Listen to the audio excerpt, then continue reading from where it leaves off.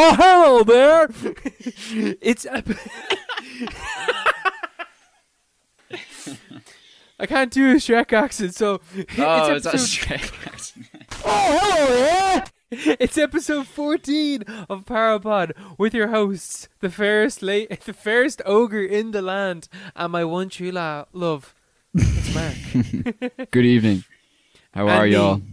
Your humble donkey boy, Owen. God, that was a lot of work. That Yeah, there was a lot of effort behind that one. A lot of weight. I didn't like the pressure of having to have an accent anymore. Yeah, how did Mike Myers do that? I immediately buckled. How are you this week, Marco? Grand. Great week, very productive. On a kind of creative kick, you might say. Oh, yeah? What are you doing? I just watched loads of movies. I watched quite a bit. So, yeah. Have you been writing or anything? Yeah, writing about the movies, yeah. Writing down a few thoughts, few pennies. Keep it going. A few ideas. Yeah, definitely. Yeah. I actually got a question kind of related to that later on. If you can remember to tie back into that. But yeah, I think there's a lot of benefit to writing notes about films when you're watching them. Like, especially for like when we're doing the podcast. Yeah, it's super handy. It's a creative process watching film. You know, makes it more interactive. Yeah, if you're just passive, you're doing it wrong. You know.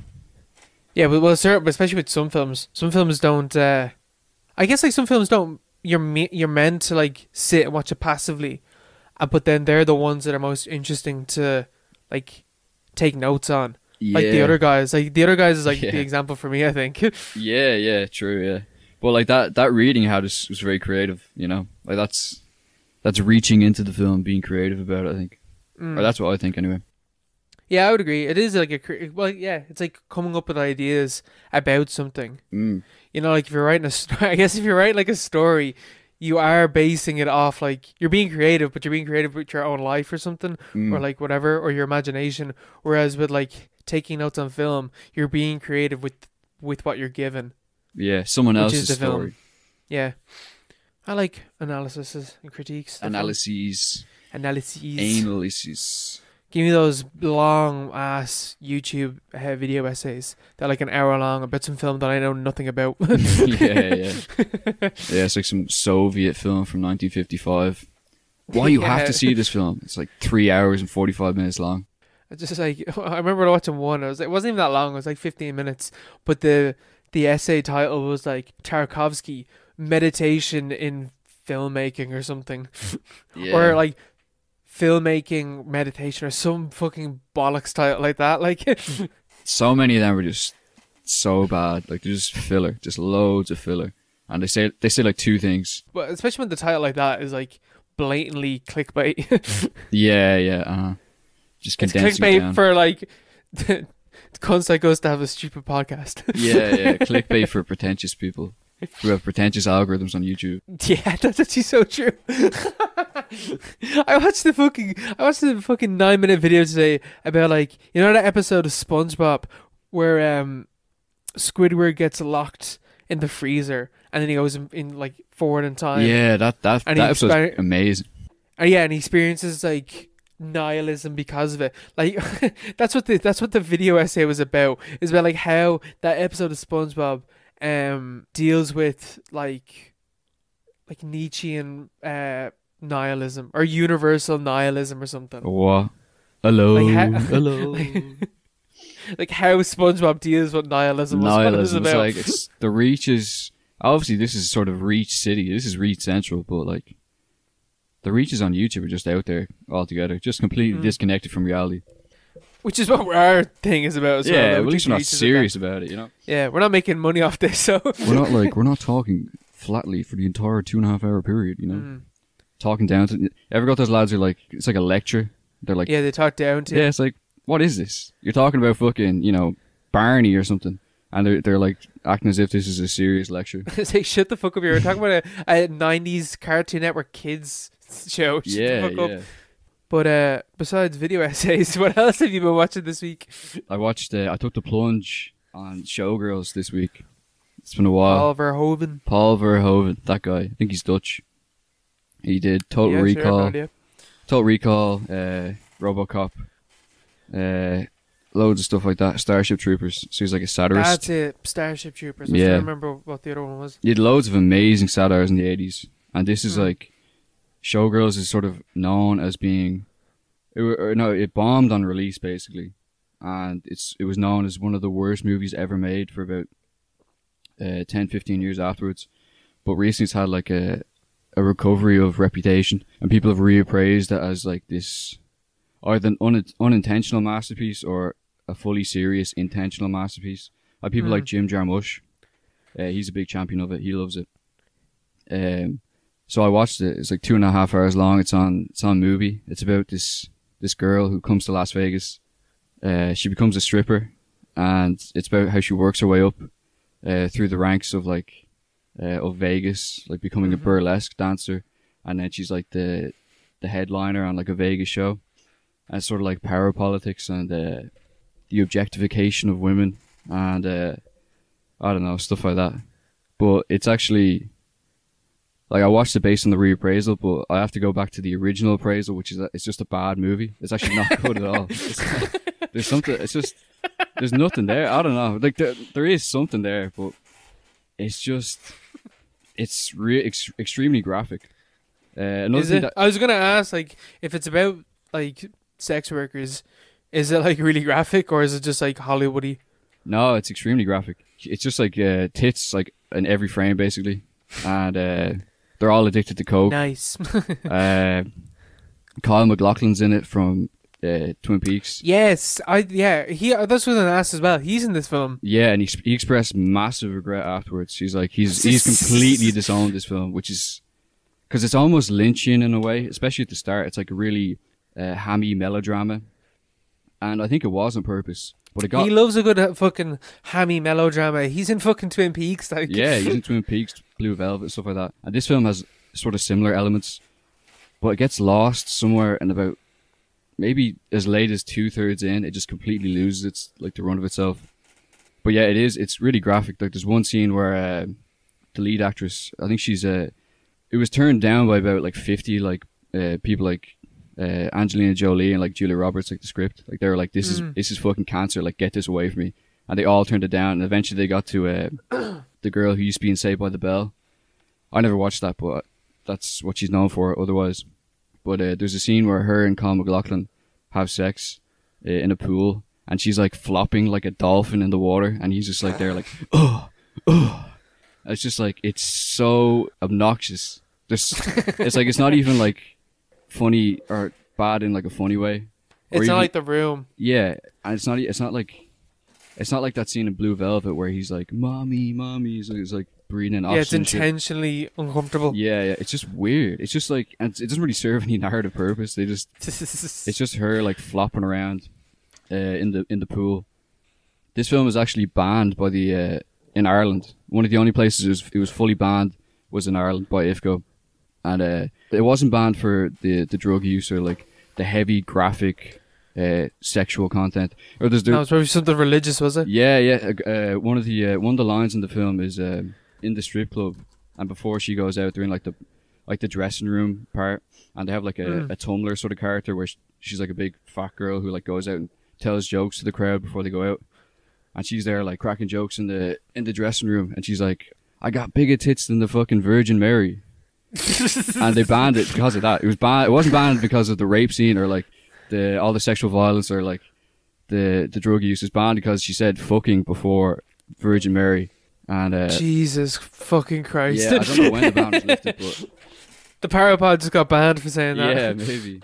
But yeah, it just loses the run of itself about like 2/3 in. It's just like, it becomes like an actual melodrama. And it's just, do you know what other films have been like, just to just bounce off something for a second? Do you know what like other films have been like banned in Ireland? There was that one with Samantha Mumba in it, the zombie movie. I can't remember what it's called though. I have no idea what you're talking about. I can't see that here. Well, relatively recent. Like fucking. Wait, no, not. Oh no, sorry. I said it said Crash. And I was like, what the fuck? Crash was banned in Ireland. It's a different Crash. Yeah. From Dusk Till Dawn, like the Was that fucking banned? yeah, that was banned. Showgirls, I Spit on Your Grave, the original, Natural Born Killers, the Texas Chainsaw Massacre was How is banned. that banned? That's Banned for mad. video in 1991 as prohibited order number 3 evoked. Yeah, so it was banned for 8 years. 8 years. It was allowed back in September 1999. What? Wait, this Yeah. is which one? Texas Chainsaw. What? 1999. Yeah. That's a bit late. It's 20. That's not 20, 25 years after it was released. Sure, Cannibal Holocaust was banned up until 2006. Is anything still banned? I assume the newest ones. Or WrestleMania was banned. Why? WrestleMania 16 for its use of realistic weapons because they hit each other over the head with metal chairs and all. Oh, Life of Brian was banned. Ulysses was banned. The newest one is from 2005, called Deep Throat. So I'm assuming due to the explicit sexual images appearing in a documentary context. Mm. You know, I see that they banned The Great Dictator by Charlie Chaplin. Why? they banned Casablanca as well. Well, The Great Dictator is literally about like censorship and stuff, about Nazis, and they're like, "Nah, we can't have this." They banned Scarface, A Clockwork Orange. Oh, Zombie 2. What the fuck? Oh, Boy Eats Girl was the one I was thinking about. There's silly people there in Ifco. Yeah. But Silly scones. coming back to Showgirls. So you just think it's a bad film, yeah? I think it. I don't know. There's like this idea that you can't make a. I think it was George Clooney said something about you can't make a good film from a bad script. It's like the bedrock of a film, of a good film. You need to have a really good, tight script. And I think the script for Showgirls is it's just not there. I think It's just beyond bad. I think they had the right idea. I think Paul Verhoeven especially knew what he was doing, because you can see it in parts of the movie. That it's satirizing really obviously the sort of Madonna whore dichotomy between like burlesque shows and strip clubs and stuff like that. Like they call it out. Like there's a guy. There's also like 3 or 4 stories that just like pass in and out, like B stories that just pass in and out of the main narrative. Like there's this fella who's like an amateur dancer. He shows up at the main character's door, talking about how like people who run strip clubs are just pimps, and then but it's also the same for burlesque clubs, and like burlesque is just you have to pay a bigger price to see what to see the goods. Basically, is what he says. yeah. So it's like really like on the nose, like satirization, but like the script just falls apart at the end, because the whole point of the movie seems to just collapse. Like you would have expected like there would be some consequences for her, or because no one is likable in this movie. Like even the main character, she's not a good person. It's like straight away, like she's unlikable. Even though she is like the victim, and the ending is just bizarre. It's hard to describe. Like I might watch it then. yeah, give it a watch. Yeah, it's a Would you recommend watching it at least just to have said that you've watched it? yeah, it is. The set pieces are cool, and How long is it? 2 hours and like 10 minutes. Oh, that's so long. You could watch the first hour and a half, and then dip out, or first hour maybe, because there is something to it for the first half, but it just falls apart. Yeah, but like, you don't watch like an hour of like a half good film just to then watch an hour and a half of a really bad film, Just don't watch the other half. or just don't watch any of it. Yeah, well, that's what I was thinking, but then I was like, I have to power through. And then there's this really like out of context like rape scene in the middle of it, or just like right towards the end, that never gets resolved. And I read a reading online that the rape scene is like, because it's really out of context, it just sort of shows up. Yeah. It's like supposed to be directly at the audience, like telling you like this is the reality of what we're seeing here, like all the pageantry and all the frills. It's like that's what we imagine Vegas to be, imagine like burlesque shows to be, but like this is the reality of it. How these women are being exploited at every moment and every aspect of their profession, but it doesn't resolve at all. It just happens, and then they just sort of Stop. stop. It's like, That's so lazy. yeah, it is. It's very lazy. It was just a bad ending, really. Yeah, fair. Yeah. Yeah, no, fuck that. Paul Verhoeven, like, I don't really like RoboCop. I really like Starship Troopers, though. RoboCop. I really like that film. RoboCop is amazing. Great movie. I think A great I don't know. satire. Yeah, I just didn't really enjoy it. Like, I enjoyed the satire, but the actual film behind the satire I didn't really enjoy. I was the opposite. I was like, the satire, well, not the opposite. Like, the action is great, and the revenge sort of aspect of it.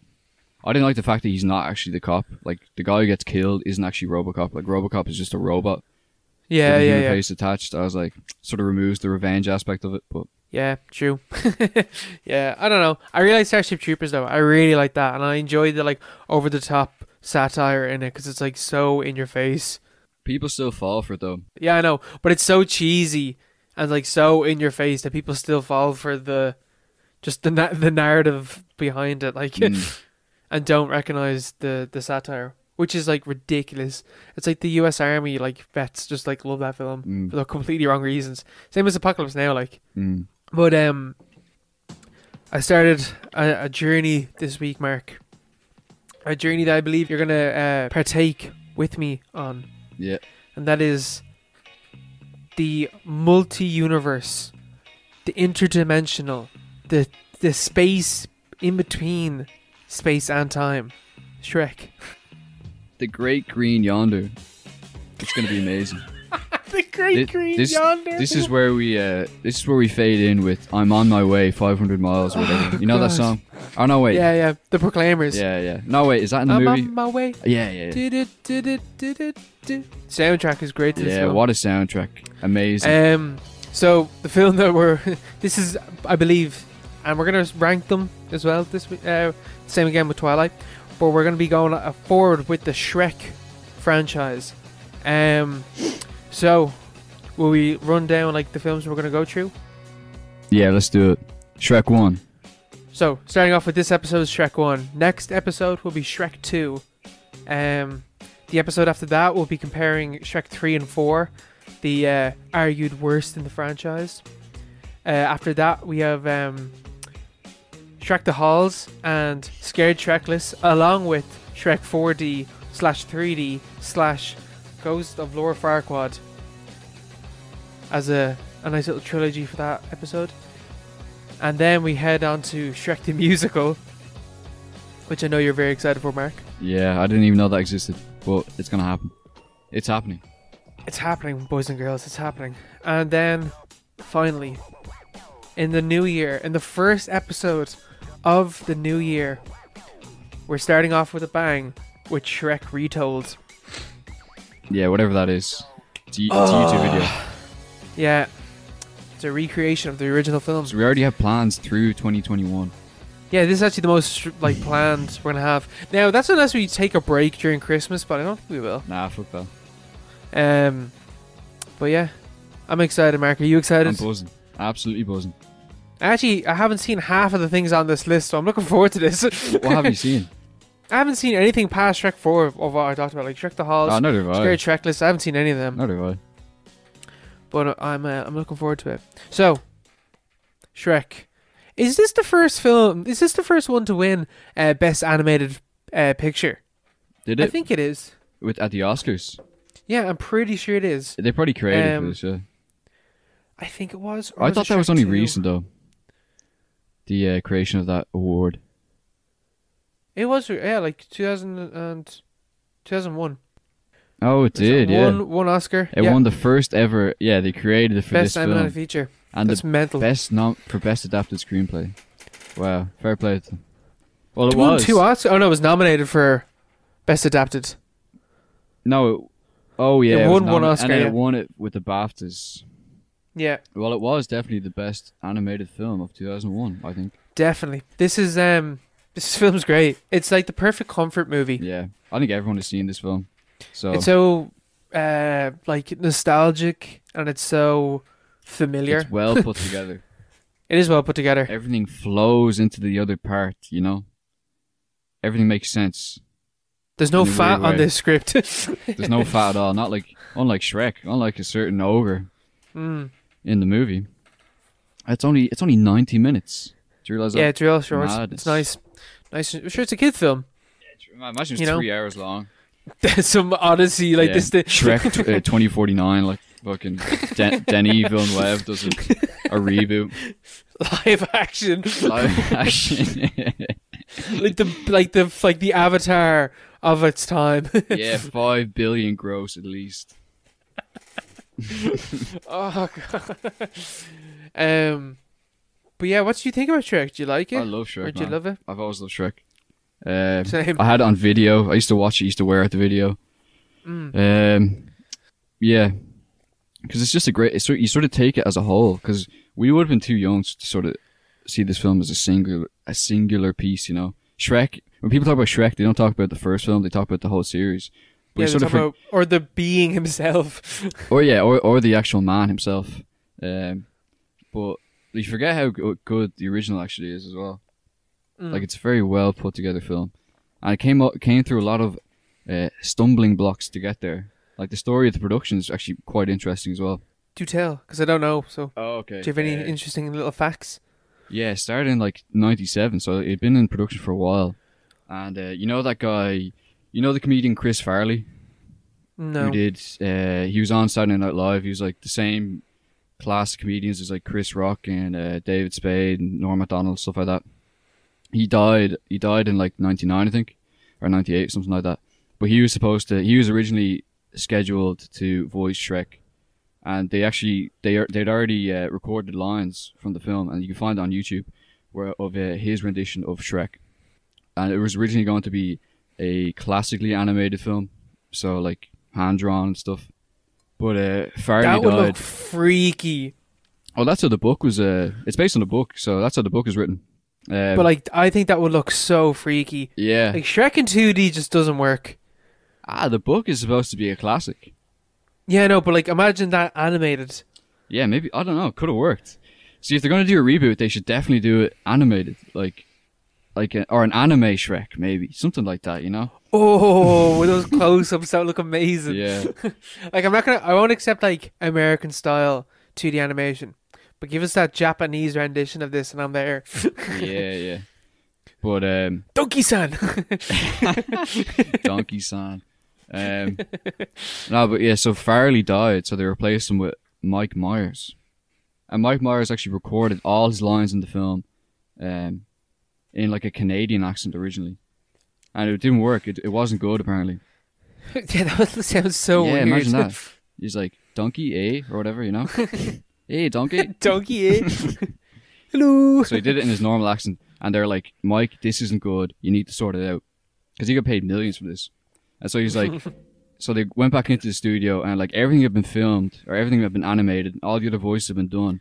And he was there just like Mike Myers doing recordings with his wife. Like, she was doing the other lines. Like, just sort of figuring out these different accents. And eventually he settled on a voice that his mom had used for bedtime stories when he was a kid, which is also the voice that he used for the legendary Fat Bastard in the Austin Powers series. So that's something that I couldn't get out of my mind when I read that. Like, Shrek is just Fat Bastard's voice in a green body. Is. But get in my belly. So yeah, so he did it with his wife. So like the last scene where Shrek and Fiona, or Shrek confesses his love to Fiona, that's a genuine sort of thing from Mike Morris, because he was talking to his wife as he said that.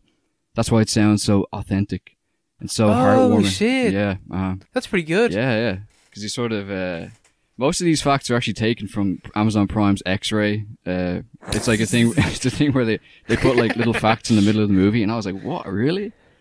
And they even had the Fat Bastard fact in there. I was like, surely they can't. This is a kids' movie.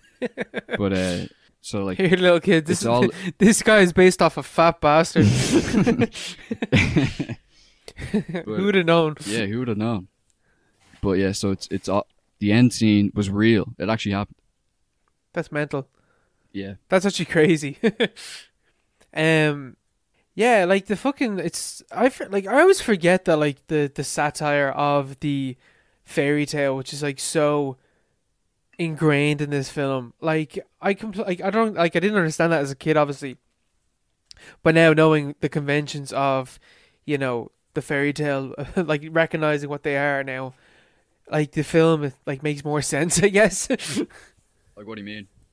Like understanding that the film is like taking the piss out of like the fairy tale genre, and then ultimately, like, instead of like aspiring to be the stereotypical hero, Shrek is like, oh no, I'm gonna be myself, which is like the story of like kids reading fairy tales. Yeah, he's gonna be He's just gonna be an ogre. Because He's gonna be an ogre. He's gonna be who he is and be proud of who he is. Yeah, because he's like the ogre's always the marginalized character in all these stories. He's always just a monster. He's always misunderstood. Shrek goes into that a lot. You know, he's stereotyped. He's outcast. He lives in a swamp. He's been cast out to the swamp. But that's his swamp. It's my swamp. And you feel bad for him. Especially at the point where they get their wires crossed, him and Fiona. You're like, Shrek, don't do it. Don't go. Don't do it. Don't do it, man. It's like, she's into it. Or, you know, she's an ogre as well. Yeah. But, like, he's like internalized this self-hatred. You know, he always doubts himself. He's like this reluctant hero. And just so many layers to this film. That's actually so true. Yeah, he's like ingrained the self-hatred into himself, but ultimately, he has learned to like love himself for who he is, because his love Fiona also must deal with this. That like it's not what matters on the outside; it's what matters on the inside. Yeah. But she does have to turn into an ogre at the end. But you know, she does. Yeah. Another thing I was wondering actually, how would that have worked if she didn't turn into an ogre? You know? Like she was half his size. Yeah, he like picks her up and it's no bother to him. Yeah, yeah.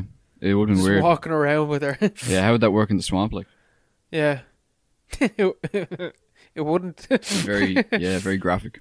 Excuse me. One of the things I wanted to talk about was the animation of the film, because like you, I also had the video to Shrek, but I didn't watch the video. I just watched it like online. But I watched like a HD version of it. And this film's animation is not upheld well. But like I started off on like a standard def stream and it looked alright, but I knew that it would look weird if I put it onto HD, so I stuck it on HD and it did. It looked so fucking weird. Yeah, it's not right. It's just like you ever watch Toy Story? No one watches Toy Story these days, but like the original one. But like the animation in because Toy Story is from 1995. Yeah, and it's horrible. Like Sid looks horrible. Like it just does not hold up in any way. No. And this film sort of has that as well. But I think they did that. They did it on purpose with like fairy tale characters, the same way Toy Story's about toys, or like Finding Nemo's about fish. Like they never tried to take on humans until like very late or very recently. And even at that, they've like a developed style, so they're kind of cartoony anyway. Yeah, they don't pretend to be realistic, really. But like in this one, the humans are almost more like Fiona looks. They look like fish. Fiona sort of looks like a like realistic, but it just looks really weird, and it's just her face doesn't match the rest of her body. Yeah, and her mouth is like moves really weirdly, and I don't know. She looks it's like an uncanny valley sort of sensation when you're watching it. It is, yeah. It's very uncanny. Like Farquaad. I think Farquaad really works because he's small and he's like a character. But he's cartoony. But his eyes don't look good. Yeah, actually, yeah, his eyes. Which kind of adds to the overall creepiness of the little fucker. Yeah, he's fucked up. He's just an incel. Yeah, or Farquaad's just an incel. Yeah, like a rich incel, a capitalist incel. Oh yeah, he's more of a feudalist. Feudalist, but like he runs his place like a Disney park. Yeah, true. Duloc. Duloc. That bit was. Duloc is a weird spot, and like the town looked really weird. Like the town looked like a really poorly rendered. Well, no, in my head it did. It probably didn't look like that bad, but like a poorly rendered video game cutscene. Like, like there's parts of this that remind me of like a PlayStation 2 cutscene. Yeah. But like in a good way. I think it's alright. I think it's some parts. Yeah. Like the backgrounds look really like some of the backgrounds look 2D. Like they look so bad. There is a problem of flatness. But I think it still works. Yeah, that's actually there's like some scenes where like the image is like feels flat. It doesn't feel like it's like 3D models really. But sure, there's one scene where where Shrek and Donkey are lying on the cliff and they're looking up at the stars. I think it's like one of the key scenes in the film, one of the most underrated scenes. Really emotional, really touching. And it's like it's the point where Fiona, her personality completely changes and the whole film sort of takes a different course. But it's really like it's visually really nice. Like they have the moon, and the moon doesn't really look flat. Like it looks sort of like there is some sort of depth. Yeah, to but the it. rock that they're on sometimes looks really bad. It looks like one texture all the way over. Yeah. Sometimes it looks like that. Well, it is. Yeah, that's the thing. Because their computers were like, fucking Macintosh 95s, yeah, like yeah, they were fucking rocks. Their computers were primitive back in the day. It's like in like Scooby Doo and stuff, and you see like, it's like you can tell what's gonna move in a certain scene or in a certain frame. Like you ever get that when you're a kid, and you could tell what was gonna happen just by how certain things were animated, because it's just a flat storyboard, and then they add different cells onto it. Yeah, like yeah, that, yeah. You can see there's definitely a problem with that in this film.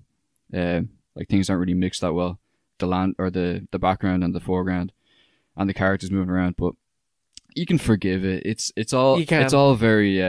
It's a kind of charm with it. Yeah, it's very charming. Which I guess like adds to like the memeable quality of Shrek in this film. Like let alone like all the fucking Smash Mouth, somebody fucking memes and all. Like ignoring all that shit. The film itself is like janky. Which like some of the faces look really weird. Like I'm gonna send you on Facebook if you want to look. I'm gonna send you, and I just want you to like how weird does Fiona look in this picture? Like what do you think of that face? I just sent you a photo there. Yeah, I noticed that as well when I watched it. Like it looks when she's turning around at the end. Yeah, she looks. But really it jolts. Awful. It jolts really. Like it looks fine. Like Shrek is like everything's That's just grand. Like the last frame of it, and it looks so weird. Everything's fine, and like Shrek is waving everyone away. Everyone's like celebrating, and they're going away in the big onion yolk, and then they're waving, and then suddenly the last frame before it cuts, her face just turns into this, whatever this. Like it's hard to describe. This is unprecedented. It's just horrible. It was the photo I used for the questions this week. Yeah. But I'm just gonna. I'll post it just by itself. Yeah, that is horrifying. I don't know what it looks. It looks like a Second Life character. Yeah, it looks bad. It looks bad. And but like some of the other scenes in the film though, like the start of the film is when I really noticed, like when Shrek's having the bath, like the Smash Mouth bits, like it just didn't look good. Yeah, well, you have to forgive this film is 19 years old. I know this film mad is old. It's old. It's as old as my sister. Like, yeah, jeez, I think it's crazy. Yeah, so you have to forgive it in some sense. Like, it's one of the first major animated. Like, you have like the first sort of wave: Toy Story, Bugs Life, Ants, Shrek. Finding Nemo, all that Shrek stuff. being the fucking first winner of the animated best feature award, because especially because I think Beauty and the Beast got nominated for Best Picture. Did it? And that's when the conversation started for like, oh shit, we should probably have an animated category. Like, yeah. I think it's one of the first ones because that came in the 90s, and it was nominated for Best Picture. And I think I could be wrong, but I think that was one of, if not the first animated picture nominated for Best Picture. Beauty and the Beast. Yeah. Yeah. Oh, they felt that the times are changing, I know they have changed. Like, films are more like half animated, half real these days, Yeah. CGI and all that stuff. Yeah. We should talk about the economy of Shrek's world, though. what do you think? Like, he lives in a feudal slave economy. And that's established in the first 5 minutes. He's a class traitor. He is, of course he is, yeah. But in this film, or maybe in a broader sense, but in this film, he's more just very self-interested landowner, I suppose. Like, he owns his land, the swamp, and he just wants peace and quiet. The people. Yeah, he wants peace and quiet, and he finds all these people who have been sent to him by the king, Lord Farquaad. He lives in a refugee camp. Yeah, he lives. He's been. They call them refugees at one stage. Yeah. He's been involuntarily made to set up his own refugee camp in the swamp, in the wastelands of this place. It's not really named where they actually are, but and Donkey's introductory scene, he's at a slave market being sold off yeah. to the authorities. It's like, and they're selling off fairies and dwarves. Yeah, to be and, relocated. Like, yeah, all the ethnic lessers. He literally calls them off. lessers as well at one stage. Like he says, he's like talking about like fairy tale characters, and he like refers to them as like a lower species or some shit like that. Yeah, and it's appalling. It's really upsetting to watch. Like they're being sold off to these knights, these men in like shining armor, or whatever, and then they encounter Shrek. Shrek's like I suppose, I don't know why he's free. I suppose he's just, the brute force of the man. It scares everyone off. Because he wants to be left alone. Like he's yeah. Well, they relocate all the harmless ones to where the harmful one is. Yeah, so we can eat them.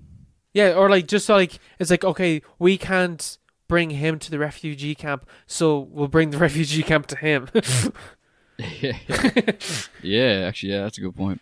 A genius move by Farquaad. Yeah, tactical genius that he is. Yeah, and even there's the scene where Farquaad is torturing Shinji, which is actually so fucked up. He breaks off his legs and he breaks his legs. It crumbles his legs in front of him to get the secrets out. Even the magic mirror is being held hostage by Farquaad. Like he has to requisition everything magical in this world and like subject it to his own sort of will to power. He wants to control everything, even though he can't because he's not magical. He's just a guy. He's just like one dude. He's just a normie. He's just a normie. He's just like a loser. But yeah, it's a fucked up world Shrek lives in. It really is, and Shrek is a traitor. The Shrek isn't interested in changing it. That's the thing. Yeah, he's not interested at all. Like at the point where him and Donkey go to Farquaad's castle, and Shrek defeats all the people in the arena, and he's chosen as the champion. Nominee. Yeah, the champion to go find Fiona, to go rescue Fiona. And like Donkey and Shrek are walking off to go to his castle, and Donkey asks like a very reasonable question: why didn't you just kill Farquaad? Like why are you going? Why are you doing this for him? Yeah, why are you doing his bidding after he stole your land? Basically, he doesn't care about you. Shrek just brushes it off. Yeah, he's not interested. He's completely. Shrek's ogres have layers. He's a multi-layered character in his selfishness. Multi-layered, colonized. Multi-layered narcissism. Shrek needs to wake up. See, Donkey knows. Donkey's woke. Donkey knows what's going on because he was formerly a slave himself. He's a freed slave essentially, and so he's trying to agitate Shrek into a state of fury to liberate the rest of the other fairy creatures, but he can't. Is this like a racial? Like, I guess it is. It can be read as like a story on race relations, nearly. It's class relations. But you can do it as race as well, I guess, because as you said, slaves are really like I'm not going to take the reading that way, but you can, I guess. There definitely is a form of reading there. But in terms of class, yeah, like Shrek has the brute force might to be able to overthrow the bourgeoisie, basically, the king. Yeah, the aristocracy. And he refuses to, and instead uses his strength to help them and get him what he wants, and in return is rewarded with marrying a princess. Exactly, yeah. Even the end scene, like Shrek is a pacifist throughout the entire thing. He refuses to kill Farquaad. He only uses violence when he's threatened himself. Whereas Donkey teams up with the dragon later. Yeah. The dragon kills Farquaad at the end. Like, Farquaad dies. And Donkey's all the way through is like, we can just, magic. Let's just take what, is owed to us. And Shrek is like, nah. And as you say, he gets his reward in the end. He marries into royalty. And like, that's it. It's a happy ending, but, is it happy? We have to ask this question. These are the important questions. These are the real questions. These are the interrogations we have to do. Yeah, absolutely. especially because I was just thinking there, like in terms of like Shrek 1 and Shrek 2, like Shrek 1, magical beings are outlawed, but then when you get to Shrek 2, like it's far, far away. Like the magic is the thing there. It's what is used, and because of that, it's like Hollywood. Meanwhile, and it feels modern. Meanwhile, wherever they are in like Shrek 1 is stuck in its old ways and wants to remain like essentially it wants to remain human, and it's like farmlands because of that. Whereas like Far Far Away, by embracing magical beings, is like this amazing like Hollywood modern era. But it's also a hellscape. It's also a dystopia. It is, yeah. They're obsessed with celebrity. Yeah. And like, you know, magic and stuff. Like, there's a huge theme, and we could probably talk about this in the next episode about Shrek 2. Yeah. We're getting ahead of ourselves here, yeah. We're getting ahead of ourselves. But even Fiona agrees to marry Farquaad, a fascist dictator who is going to genocide all the magical creatures. Yeah. She agreed to marry him. And then it's like, we're supposed to forgive her at the end. It's like, oh, it's alright. She's an ogre as well. It's like, she's a traitor. She betrayed every magical creature in wherever they are. And well, they're in Duloc, but like Duloc is only the city essentially that like Farquaad rules over. Yeah, but she still wanted to genocide the magical creatures. It's unacceptable. Yeah. It's absolutely unacceptable. Horrendous. She's a despot herself. And Shrek just falls for her because he's horny or whatever. And he's lonely, you know? Yeah, he is lonely. I don't know. It's grim. But sure. It's a very problematic film. What would you... Right, so we'll begin the ratings of this film, right? We'll start ratings. Of the Shrek expanded universe. What would... Out of 5 onions, what would you give this? 4. I would take a 4 too. 3 or 4? 4 layers. 4 layers deep. Yeah, I don't know. I almost feel like to give this one like a 3. In a way. A 3 onions. A 3? Why? Because like... Nah, 4. Yeah, I don't know. No, 4. It's a classic. It's a 4. It's a classic. It's a classic. No, yeah, I give it 4. 4 onions, 4 layers deep. We went on this one. I can't wait for Shrek 2. Shrek 2 is my favourite one. Yeah, Shrek 2 is the best. Shrek 2 is the best. So like Shrek is among like one of my favourite films. Like Yeah, soundtrack is also amazing. Like, who did this soundtrack? Even better than this one. Yeah. Changes. Moving on from like I guess like similar themes of Shrek. You know, in Blade terms Runner. of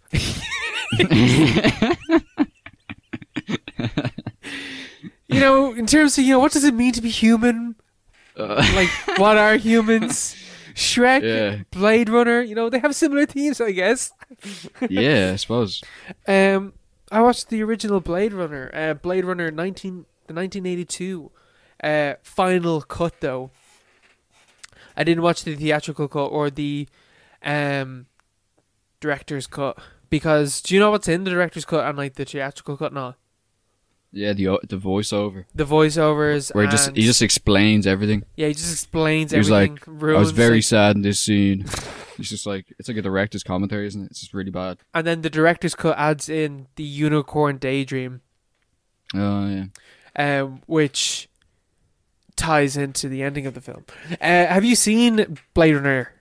Yeah, a long time ago.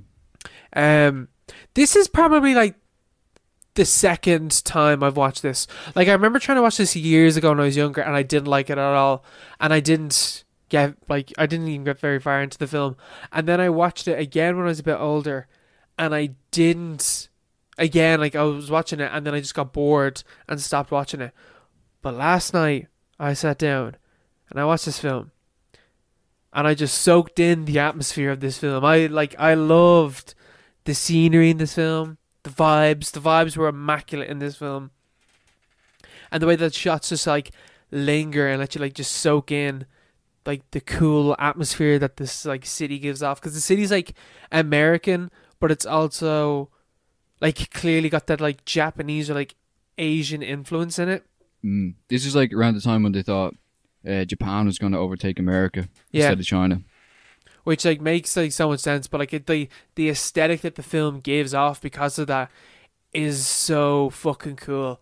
And like obviously, like, you know, everyone like it's like talked about all the time, but like I absolutely like I adore the aesthetic in this film so much.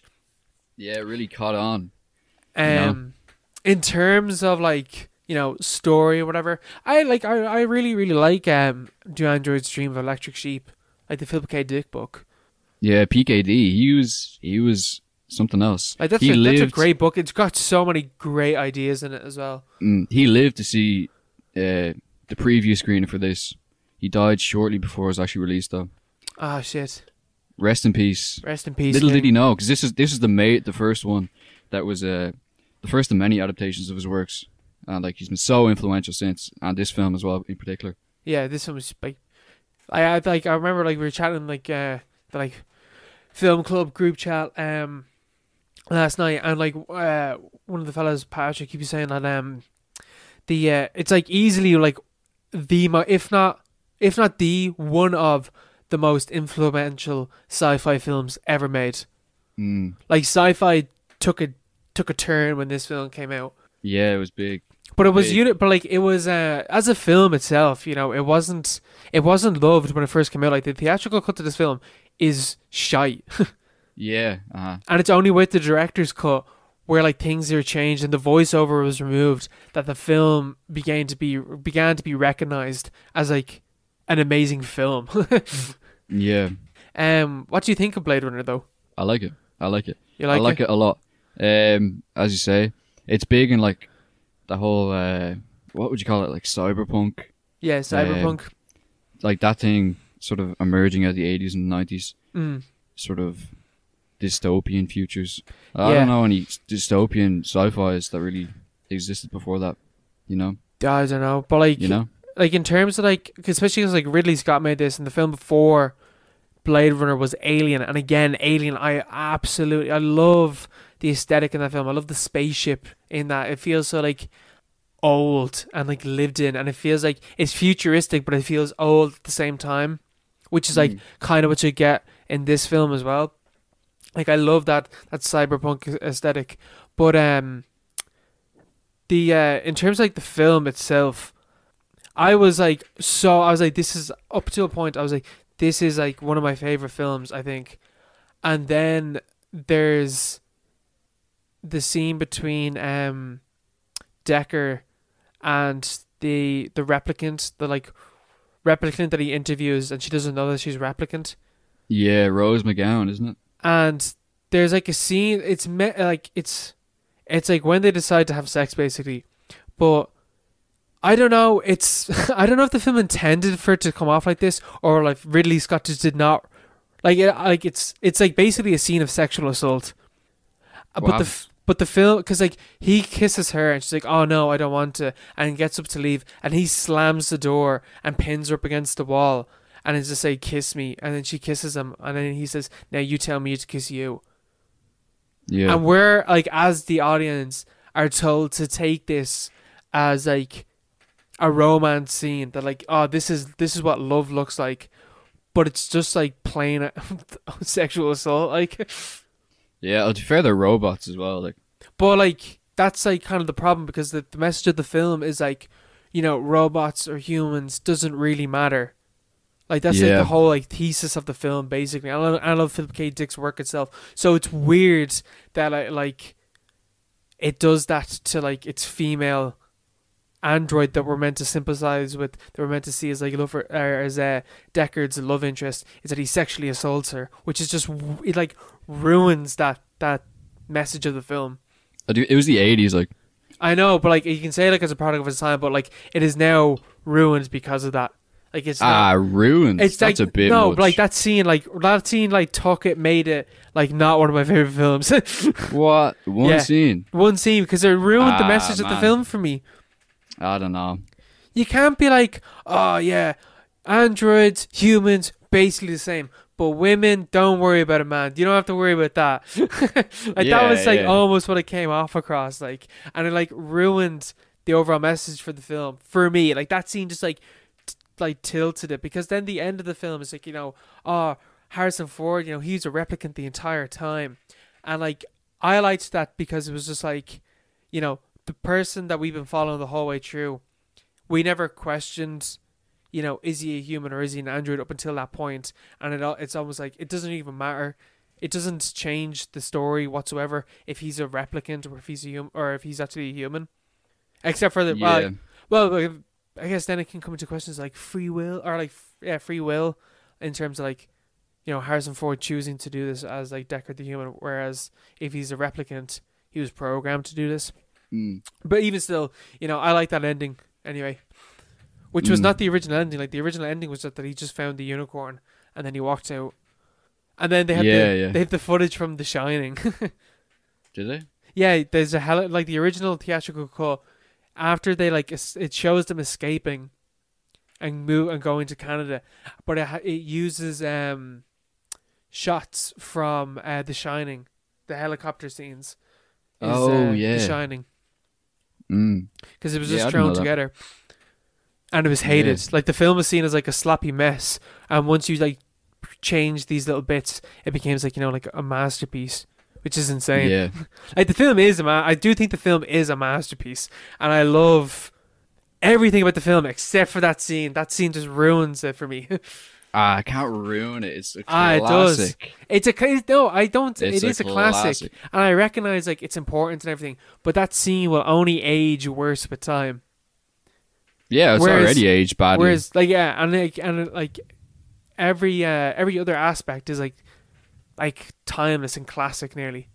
I think you run into that problem with all classic films though. Yeah. They all have problematic elements. You have to overlook that. All films have that. Or not overlook it, but you have to sort of consider it in its context. Yeah. MO.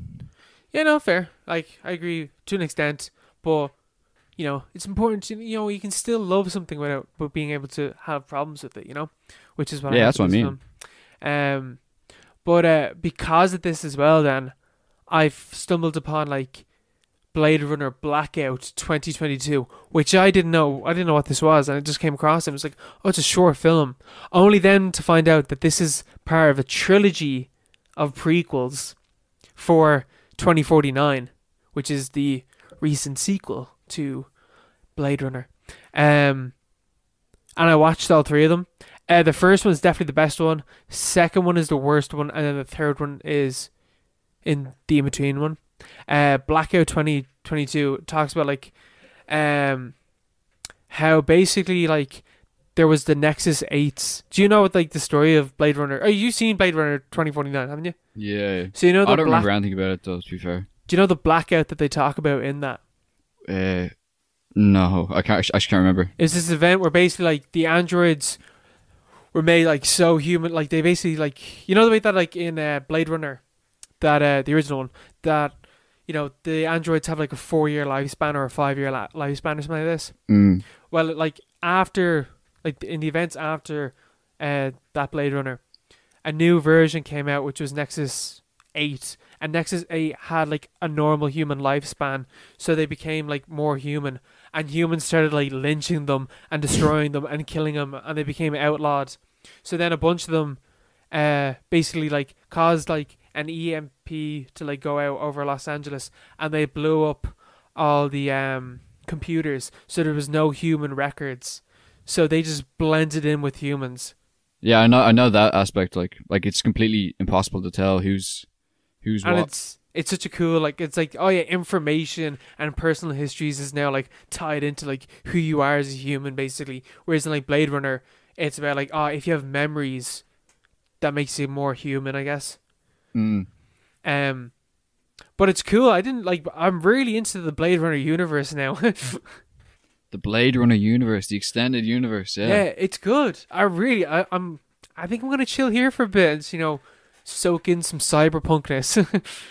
The cyberpunk is such a cool genre. It is definitely worth a look, worth an exploration. Still as relevant today. I think that's why Blade Runner is still loved, because it doesn't really lose its message.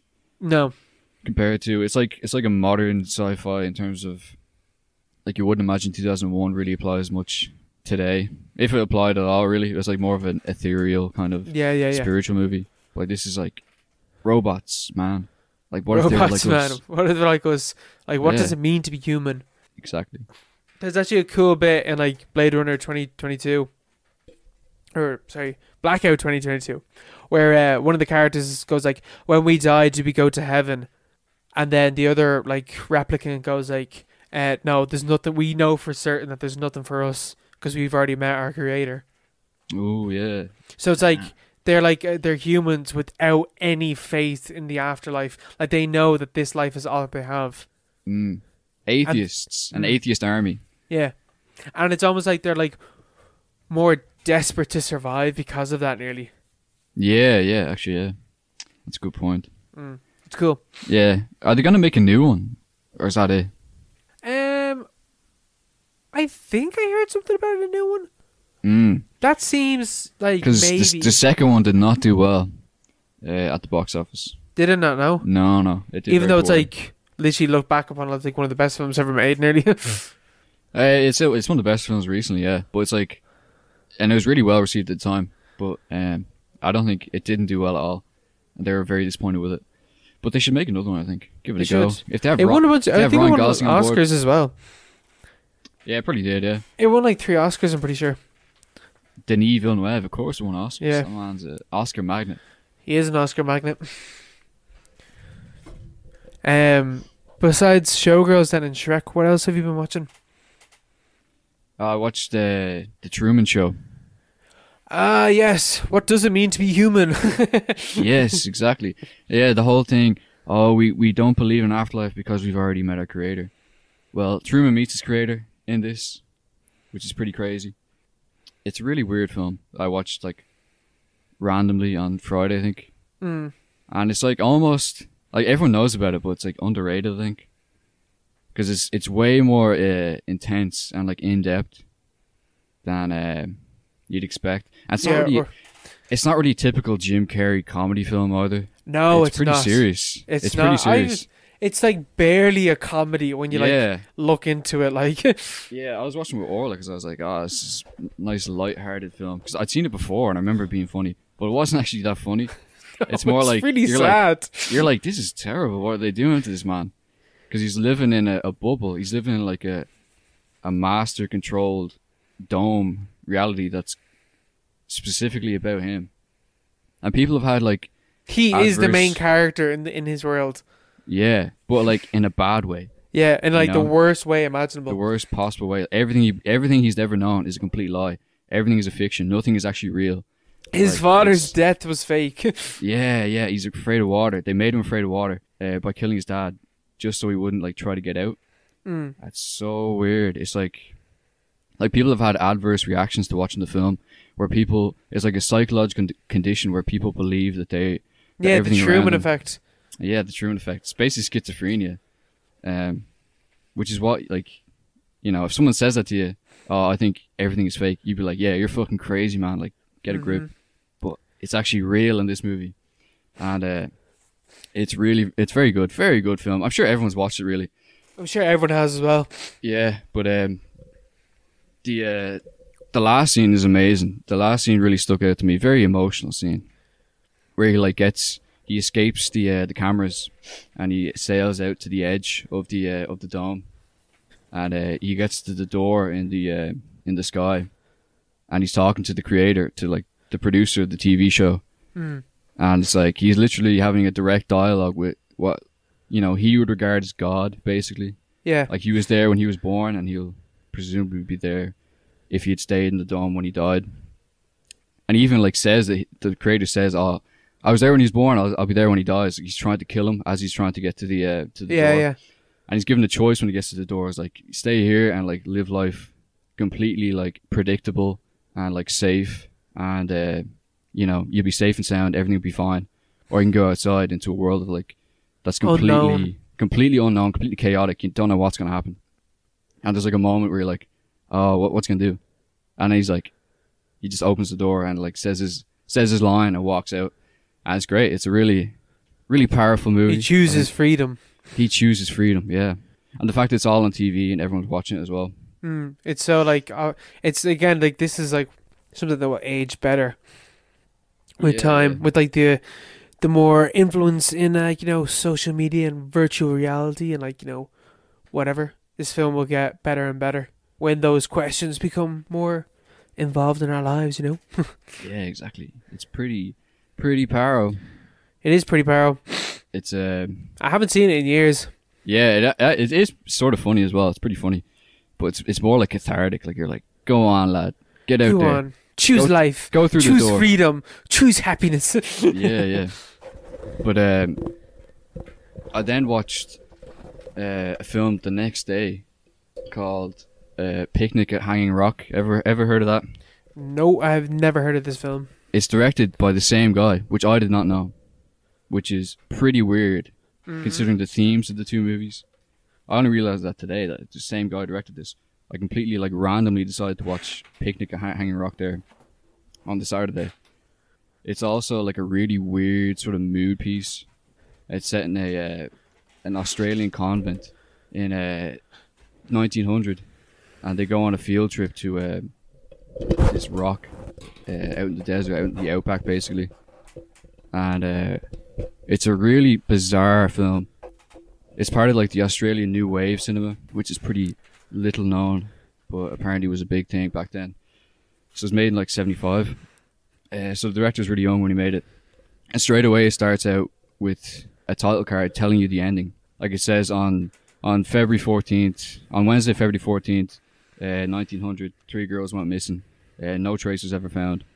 It's not a true story, but it pretends that it is, or gives you the impression that it is. And people, even the director, didn't know if it was, because it's based on a book, and the writer of the book refused to tell people if it was true or not. And it was hard to find records back then, obviously. So he shot it as if it was assuming that it was a true story.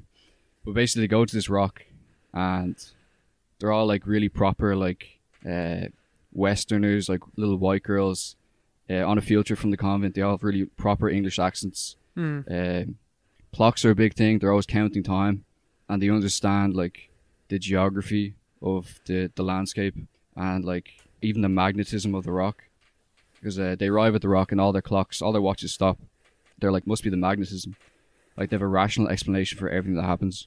But then 3 of them go wandering off, and they get lost in the rock, and there's this really weird dreamy kind of sequence where there's this weird sort of harp in the background, and they're dancing around on the rock, and you don't know what's going on. But basically they disappear, and no one knows where they go, and that's basically the rest of the movie, trying to figure out what happened. But they never find out. And even the film itself it's almost like The Rock. It's only I think an hour and 40 minutes, but it felt 2 or 3 hours long. I could have sworn that it was 2.5 hours long, but not in a bad way. In the sense, it was almost hypnotic.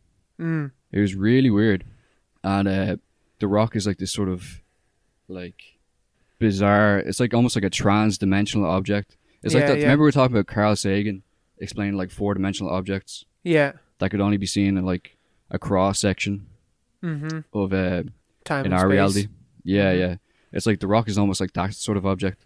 It hums. It's a sublime sort of thing. Every time it's in frame, it just fills the frame, and then you get a shot of the girls, and they're all scattered out. It's a downward shot, and they're all little people, running around doing their thing. It's basically about their sort of Western rationality being obliterated against the complete mystical, completely mystic energy of The Rock. You know, it's an ancient force that's been there way before they ever showed up, and will be there way after they're gone. And they do go, they disappear, and you never find out what happened. And the whole point is that it doesn't matter what happened. You can never understand it. Yeah, there's no explanation to it. Yeah, sort of peeling back the whole sort of convention of mysteries itself. It's one of the only films I can think of that doesn't have a solution. One of the only mystery films I can think of that doesn't have an actual resolution to it at all. It just sort of peters out. They never find them, and that's it. Yeah. And even that sounds really good. Where did you watch this? You should give it a watch. It's on. I think you just watched it online. It's not on Mubi anyway. But there's even the I noticed, or I read afterwards, that even the title card saying on Wednesday 14th February 1900 such and such happened. It was deliberately picked that 14th of February 1900 wasn't a Wednesday, and there's loads of other inconsistencies within the film in terms of dates and facts and stuff, and even the direction of the convent relative to The Rock. So it's sort of intentionally sort of portrayed as if it's a different dimension, and almost as if the girls have fallen into our dimension or some other dimension. The whole theme of time sort of ties into that as well. Like they're always counting time, and then suddenly they just lose track of everything altogether. That's cool. But, so it was remade actually in 2018, but I haven't seen that one. But it's well worth a watch. Well worth a watch. I'll definitely check this out then. That sounds really fucking cool. Yeah, and I watched The Falling. Ever hear of that? It's on movie. No. What's that? It's with Florence Pugh and Nope, Maisie never Williams. seen this. Yeah, it's on movie. It's a 2014 film. It was Mark Kermode, you know him from the BBC. He said it was the best film that came out that year. So high praise. I actually watched the film. I did not like it at all. I just didn't. I didn't get it. But like I watched it 3 days ago. I was like, I haven't really been able to stop thinking about it. It's like it's really weird. He compared it to Picnic at Hanging Rock and like some other film that I've never heard of. But it's basically it's also about girls in the convent in England, and Florence Pugh's in it for about 20 minutes. Like she's on the poster, she's on the title card on movie, but she's only in it for about 20 minutes. But you like feel her and like, or like you sense her in like every frame of the film. Like she's just really magnetic character. Like this is her breakout role, and you really understand why, because she's like a really powerful character in this. And it's basically about, it's a lot like Hanging Rock, like about like innocence and girlhood and like weird things sort of intruding on, you know, normal reality. And on like womanhood and stuff like that as well. Yeah. But this is more like, The Falling's more explicitly about like girlhood and stuff and growing up. There's a lot of emphasis on seasons and changing and like different states and stuff like that. And Maisie Williams' character actually is like always on about how she's a rationalist, and it all sort of clashes with the fact that after Florence Pugh's character disappears, basically, all these weird things start happening to the girls in the convent. And it's almost like mass hysteria, and there's no explanation for it, but all the girls are written off. It was set in the 60s, so they're all written off as like hysterical women, you know, just doing their thing. But Maisie Williams' character is just like, oh no, this is real, even though she pretends to be a rationalist as well at the same time, which sort of clashes. It starts out as like this realistic sort of kitchen sink drama, you know, like that sort of 60s British vibe. Yeah. It gets weirder and weirder towards the middle, and you feel like it's on the verge of something like Hanging Rock, where it's just it could have resolved so well. Like I could understand what Mark Kermode is on about, but the ending is so bad. It's just terrible. It's so melodramatic. It's just irredeemable. You should definitely give it a watch, because it's not that long, and you'll understand what I'm talking about. The ending has nothing to do with the rest of the film, and it doesn't answer any questions, which I suppose makes sense, but it seems to go off in a completely different direction altogether. But it's really hypnotic. It's a lot like Hanging Rock. Like they're a really good sort of pair. So Where did you watch The Falling? Movie. Okay. I might give that. I definitely will give that a go. They sound really amazing. They sound like really cool films. Very bizarre films. Mark Kermode has got some weird opinions though as well. Like he prefers Twilight to like the original Star Wars trilogy. And you know what, Mark? You're right. You have to agree with him on this podcast. On this podcast, you know, we have to agree with him. But he's got like some weird opinions on films and stuff like that I wouldn't agree with. But yeah, it's interesting like how like you're just like no. Yeah. That you had like nearly the complete opposite reaction to what he would have. Yeah. Well, that was like when I first watched it. I think it's just the ending just ruined it for me. But like I haven't been able to stop thinking about it. Really weird film. Have you thought about this or Hanging Rock more? Oh, this one, because I watched it more recently. Fair. Plus, I knew what Hanging Rock was about before I read about it. Have you watched anything else then? No. I pray to Shrek every night before bed, thanking him for the life I've been given. Shrek is love, I say. Shrek is life. And now, Marco, on to the listener questions. Do you want to give the details? Ask us questions, send us feedback, life advice, stuff like that. Hate, whatever you want to give us. Hate mail, very welcome. You can get to us on Twitter and Instagram at @paro_pod. If you want to use email, you can. theparopod@gmail.com. There you go. There we go. There you are. Alright. So, first question coming in from Avian. Thank you very much, Avian, for the lovely question. Her question is, Catching Fire, so like Hunger Games, Catching Fire is arguably the best book-to-film adaptation out there. What are you thinking, Mark? I'm thinking... Have you seen yeah, Catching Fire? I can't remember which one it is, though. Is that the last one? The second one? Second one, which is the best one. Oh, I can't remember it. So it's a decent film. Is the best book adaptation though? Like what? I don't know about that now. I don't know about that. I'm thinking Lord of the Rings, maybe. I'm thinking, I don't know, Clockwork Orange, all that stuff. Yeah, Shining, maybe. Shining. Yeah, Shining. Blade Runner. Yeah, Blade Runner, stuff like that. There's a lot of adaptations out there. Shrek, yeah, exactly. There's a lot of book adaptations out there. Yeah, I don't know about Catching Fire, like. Yeah, I think it's I don't Catching know. Heat. Although, like, how true to the book is it? I wonder. I haven't a clue. I've read the book as well, but I don't know. I've never read the book, so I have no idea. Maybe that'd be interesting to see like what the similarities between the two are. Because in terms of that, maybe it is, but maybe it is. I don't know. Maybe it isn't under those under that terminology of the question. But like best adapted screenplays are always like based off books or whatever. Although they're mostly like huge differences between the two. Nah, there has to be, yeah. Film and books, very different media. Very different. But I remember Catching Fire was a good book. I don't remember the film really. It was a good film. I enjoyed it. I'm trying to think of like other like book adaptations, like, or just the idea of adaptation, like the film adaptation. Yeah. Have you ever seen that film? No. It's on Netflix. Nick Cage, is it? Or Jim Carrey? Yeah, Nick Cage.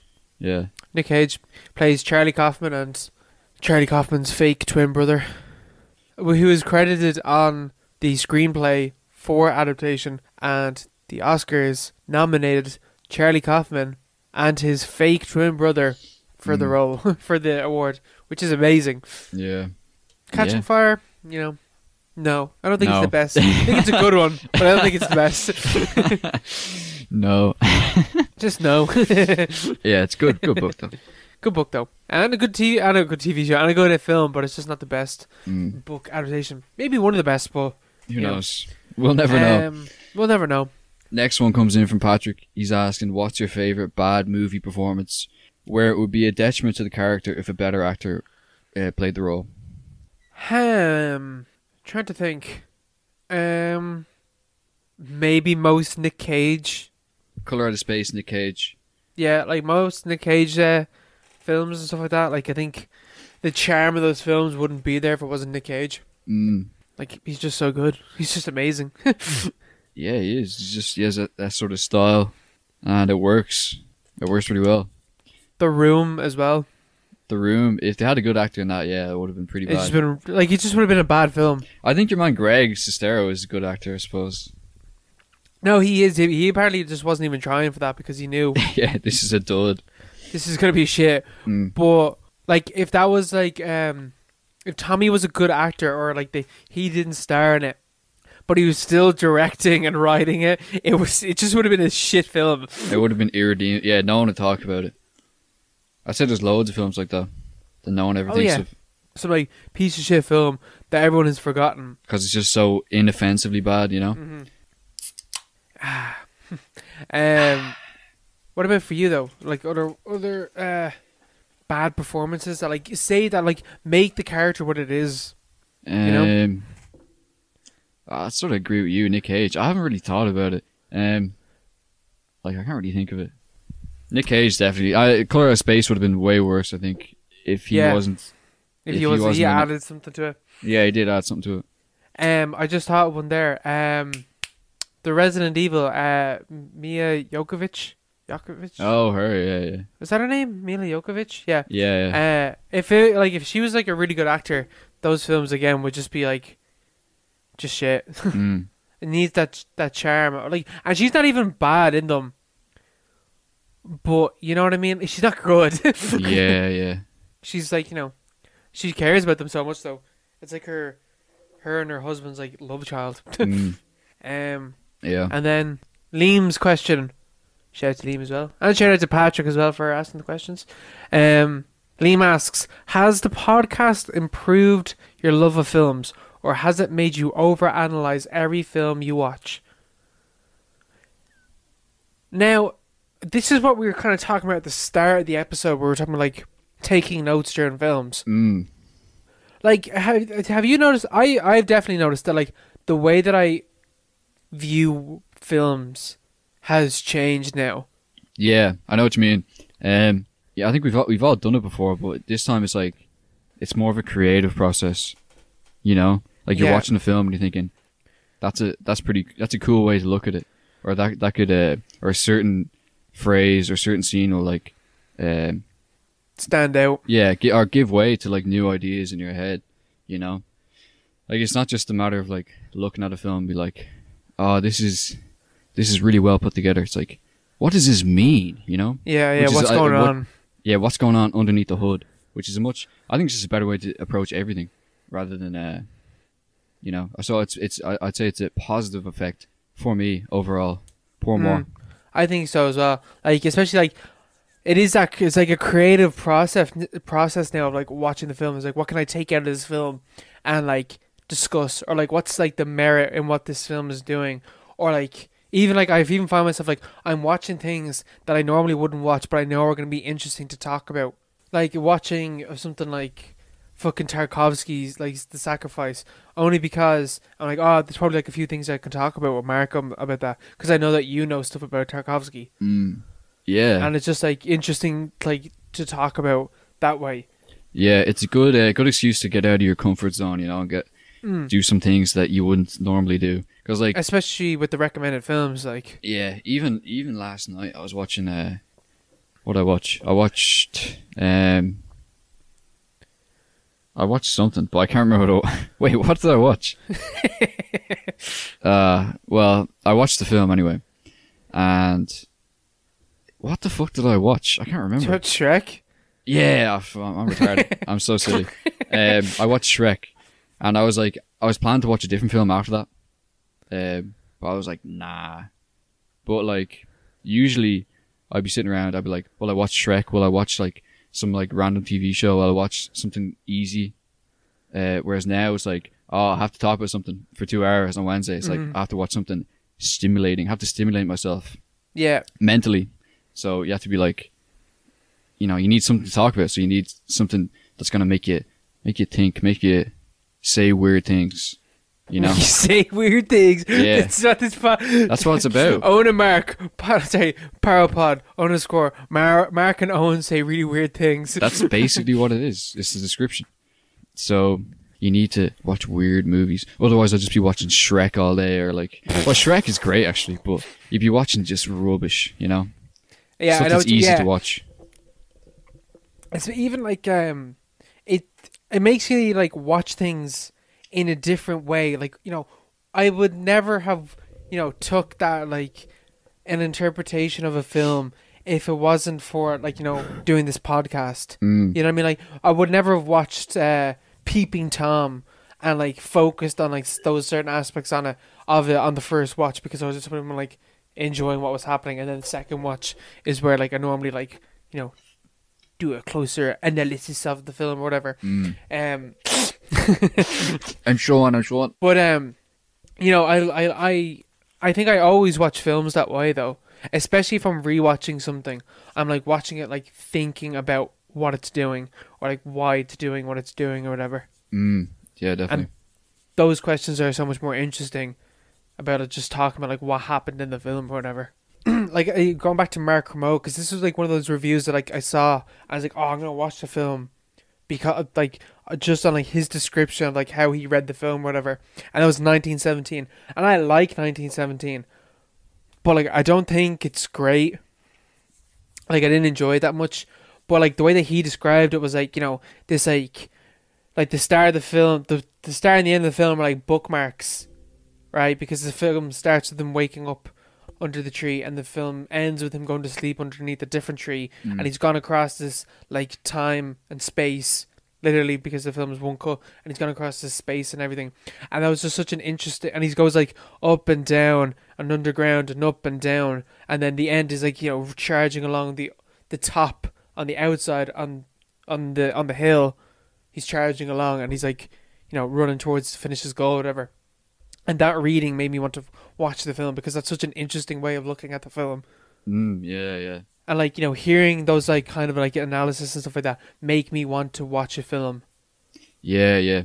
It's always great when you get that little like light bulb moment, and you're like, I know what's going on here. Yeah. Even if it's not what they intended, it's like, this makes so much sense. Yeah, it's like the death of the author thing.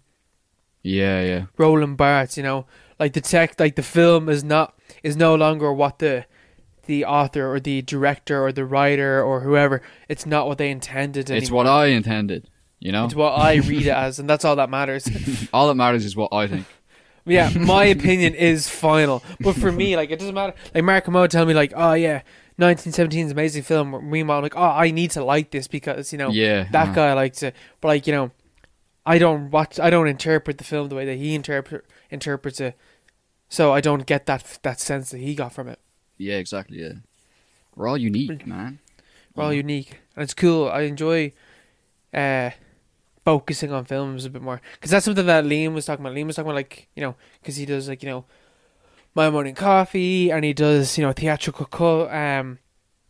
For him, like, it's like something that he can kind of struggle with sometimes, because sometimes you do just want to just watch something and not have to think about it. And I think that, like, you know, those films that like don't intend on having a message can often be the most interesting ones. Like, you know, like the other guys, I think like a lot of, like, Luke definitely said to us, you know, like, I really enjoyed the readings that you both had on it and stuff like that, because it's a film that like you would just knock on and you would just like let it just like kind of wash over you. Yeah. But those films can be sometimes the most interesting to talk about. Yeah, exactly. Because it's where you least expect it. Yeah, it creeps up on you. It's like a ghost, you know? Ghost in the machine. I know what you mean. That was a good rhyme. Ooh. Ghost in the machine. I know what you mean. The harmony. This is turning into a musical podcast. Well, it'll be in the new year. It will be in the new year. We'll sing everything that we think. Now we got a couple of would you rathers. Do you want to do every one of them, or do you want to We'll do all of them. Do all of them, yeah? Yeah, cut out and post whatever doesn't work. Or we'll just keep them all in. We'll keep them all in. We'll see what happens. Do you want to take the first one from Kira? Kira asks, one big nostril or one big eyeball? What do you think?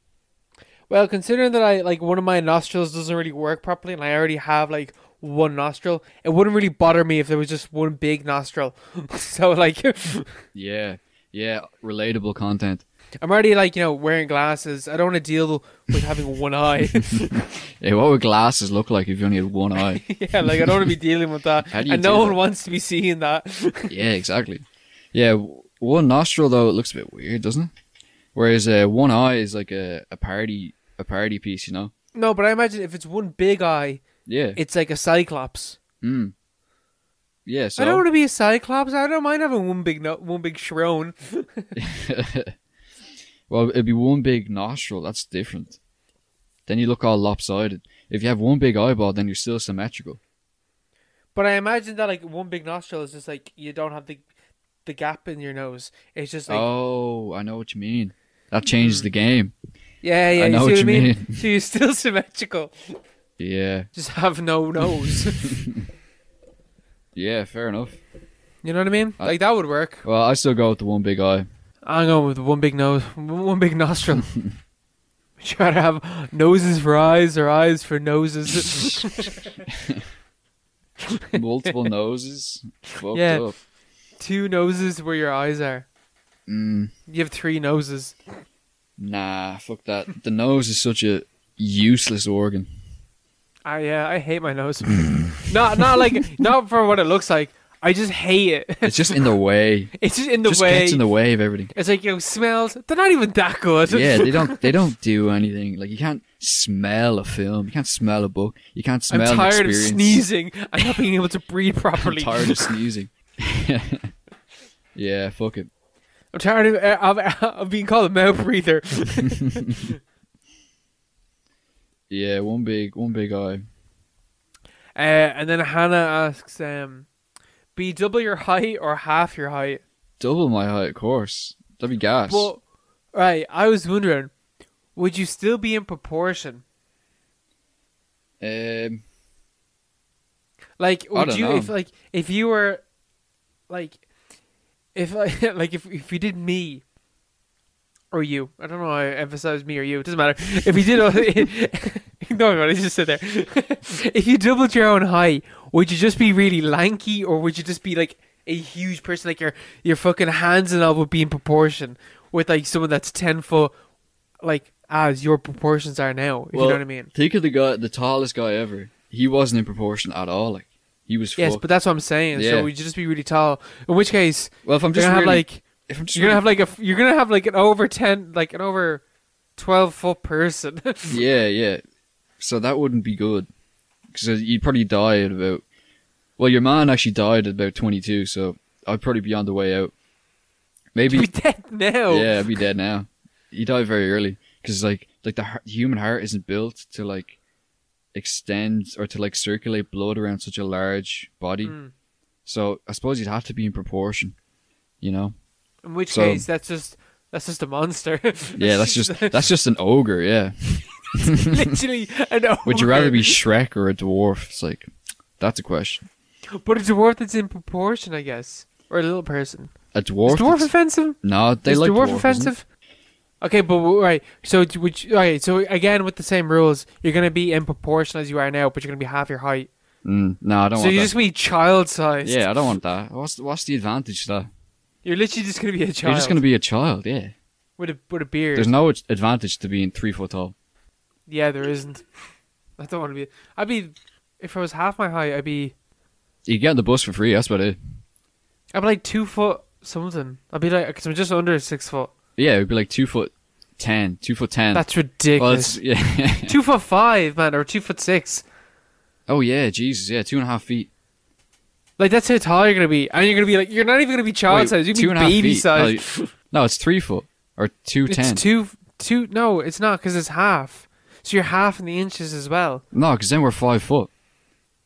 2.5 by 2. Oh shit! Yeah, maybe 2'9" or something, or 2'10". Yeah, oh, yeah, shit, yeah. Yeah, but there's no advantage there, you know. No, it's 2'7" or some shit like that. Yeah, whatever it is. Yeah, whatever. The maths here is just confounding. Yeah, the maths here is confusing. I didn't like yeah, that question. you've confused us with the with the maths element. No more maths questions here. No more maths questions. This is like an English at most. We'll accept book questions, but that's it.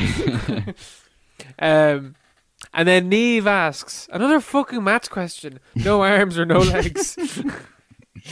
I'm supposed to too figure that many out. numbers. Here. No, it's something. It's whatever's before one. No arms or no legs. I'd rather no legs, because No legs. I need my thumbs. I need a game, bro. I need to play Fortnite. Yeah. What would you do with no arms? You can't do anything. Run. Yeah, you can just run everywhere. Imagine a man with no arms just sprinting everywhere. It's the only thing you can do. Oh, yeah, no, definitely. You can't No even legs. You can't even go shopping if you have no arms. You could, like, you have a wheelchair, be fine. Yeah, if you've no legs, yeah. No legs is fine. Yeah. Plus, you can still like move about. I think mobility, like, you would be able to open doors if you have no arms and stuff like that. Oh, Yeah, you what if would. you had If you What walk, if you had robot arms? robot arms for the What legs. if this is What if this is Blade Runner 2049? You have fucking robot arms. Well, then you could, if you have robot legs, you can run really fast. Yeah, but I think robot arms are better than robot legs. Well, they'd be better to kill people with. What other use do they have? Picking stuff up. No, you don't have to kill people with your arms. Pick stuff up. We can do that now. Yeah, but you have like lightning reflexes as well. So that's for killing people. Why would you need lightning It doesn't have to be reflexes? deadly. You can be like the best fucking goalie of all time. The best goalie, yeah. Yeah, maybe. Or just really good at catching things when they fall. Yeah, you can play baseball Yeah. or like basketball. Or rounders. Although no, you need to have like, really, you could be like the best darts thrower ever. amputate your arms, get robotic ones to win the darts championship. It's the saddest story anyone's ever told. Doesn't even win. I almost got sick there, man, because as soon as I said that, I started thinking about, imagine having robot arms and your ambition is to win the darts world championship. Yeah, just some fat ball guy with robotic arms. The ultimate pub man. Yeah. Oh, Jesus. Oh, God, that was fucking painful. So, yeah, no legs is better than no arms. Yeah. Oh, God. I'm going to check the Insta and see if you got any more questions. Right, here we go, right? Last question is coming in from Kira Byrne. And Kira is asking us, what is our favourite Christmas movie? This one will be coming out just before December, so very timely. Mark, what will you be watching this Christmas? Deck the Halls. I love Deck the Halls with Tim Allen. I don't think I've ever seen that film. How have you before. never seen that? Just haven't. Oh, what's your favourite Christmas movie then? Muppets Christmas Carol. That's actually a show as well. With Yeah. Patrick Stewart. Patrick Stewart. Patrick No. Stewart's in it, yeah. Oh yeah, he is in it. Yeah. Yeah, he's in it. Michael Caine is in it. Of course, look at the Muppets, all the best ones, all the greats, and it's a Christmas Carol, which is the greatest Christmas story ever told. But then it's multiplied by at least 50 with the inclusion of the Muppets and some banging tunes. Yeah, that is a great movie. Yeah, Deck the Halls for me. Die Hard's my favourite Christmas movie. Man. Instead of Christmas, man. It's just like, anytime someone says that, I'm just like, just be honest. Just be honest. What's your favourite Christmas movie? You don't have to hide. Don't play tell games me. with me. Don't play games. Like, you don't have to hide This is a behind serious Die Hard. question. You can like a cuddly movie. Yeah. Oh, you know what's great? Gremlins. I haven't seen Gremlins. You've never seen Gremlins? Never What? seen Gremlins. How? We used to have it on DVD, on video, but I was too scared to watch it. It is pretty scary. With the Mogwais and stuff. I don't like it, man. Those Gremlins, I don't trust them. Don't trust them. Yeah, that's like the moral of the movie. Something about them. No, that's a good Christmas movie though. It's a bit bad though because they have a scene where they just say that Santa doesn't exist, so it's not really suitable for kids. Well, it's not a kids' movie. It's like 12s. Well, yeah, but everyone watches it when they're a kid. Yeah, I know, but Shouldn't be watching that. That's just shouldn't goes be to show. watching it. Just goes to show. Just because it's rated, PG, whatever. It's not a kids' movie. But I'm actually gonna go see Die Hard. Funny enough, during Christmas at like Are you? Where? at like a car, like those open Oh, yeah. air or in the car cinemas. Seen it there for one of the days. Nice. That's class. Yeah, looking forward to it because I've never done that before, and I don't think I've ever actually seen Die Hard in full. Yeah, I can't remember. I'm pretty sure I have, but because I used to have it all on DVD. I love Die Hard 4 as well. Die Hard 3 is really good. I can't remember Die Hard 3. It's got Sam Jackson in it. It's really underrated. It's very good. Live Free and Die Hard, is it? Oh no, that's Die Hard. This Die Hard with a Bang. Is that 2? it's I don't know. Die Something like Harder. Die Harder, maybe, yeah. Die 2, Die Harder, Die Hard 3 with a Vengeance, Die Hard 4.0, and then there's, like, whatever you said, Live Easy, Die Hard, or some shit like that. Yeah, that one is so shit. That's the fifth The one. fifth one That's is dog so shit. bad. I watched that in cinemas. It's just irredeemable. It's that guy. He's like a clone of the guy from Avatar, and he was in loads of movies for a while, and he's just has zero charisma. Like, he's just unlikable, and he's supposed to be a good guy in that one, but you just can't like him. You can't sympathize with him. He's just so annoying, and he was never in anything ever again. Thank God. Just a terrible, God bless him. just a terrible actor. Whoever God he is. bless the wee fucker. Yeah, hope he doesn't listen to this. I don't know, man. Don't know. He could easily. You this know, thing's blowing our up, American listeners, it's rising. Could be him. But yeah, I'm looking forward to Christmas this year. What about you? Yeah, be good. I love Christmas. Oh wait, so it's Live Free or Die Hard is the fourth Die Hard film, and then A Good Day to Die Hard is that one. Yeah. with Jai Courtney in it. That's him. Yeah, he's shocking. A shocking excuse for an actor. Yeah, but yeah, I'm looking forward to Christmas this year. You know, good vibes all around, good cozy vibes. Yeah, hit the pub. Hopefully. Yeah. Will we leave it at that, Mark? We'll leave it there, I say. All right. Thank you very much. We will be back next week with funny games. I forgot what my recommendation was for last week. Funny games. Funny games. Both, either the original or the remake. I think I'm going to be watching both of them anyway to talk about. So, Same, yeah. you know, watch both because they are the exact same film, so it's kind of difficult. But you know, for the message of the remake as a remake, watch it because it's interesting. But we'll be back next week with that. See you. God bless. See you later.